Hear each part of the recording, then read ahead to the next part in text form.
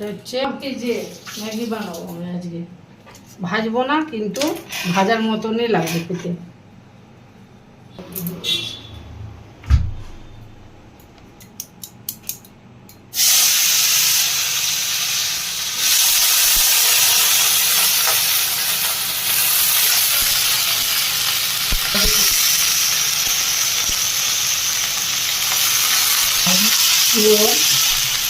বললাম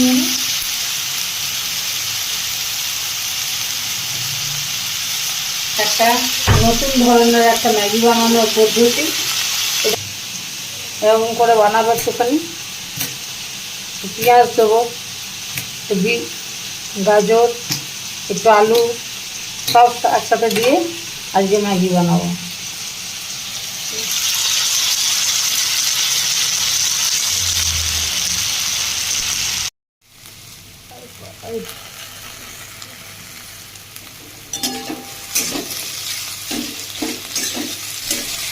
খালি একটু তেলগুলো তার সাথে একটু নাড়িয়ে নিলাম মাখিয়ে নেওয়ার জন্য।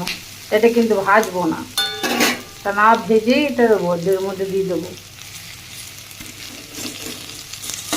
আর এই পেঁয়াজটা লাল হবে না, বেশ সাদা সাদা থাকবে।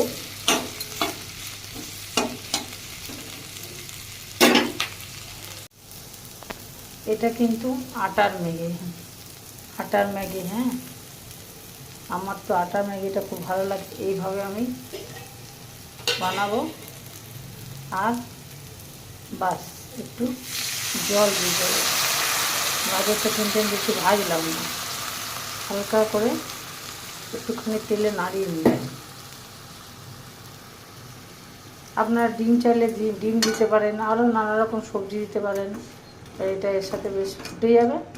এটা আলাদা করে কিন্তু আমি সেদ্ধ করে এইভাবে করবো ম্যাগিটাকে।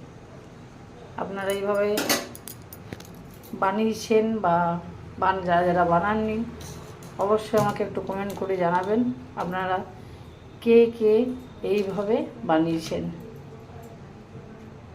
আর আটার ম্যাগি কার কার খেতে ভালো লাগে।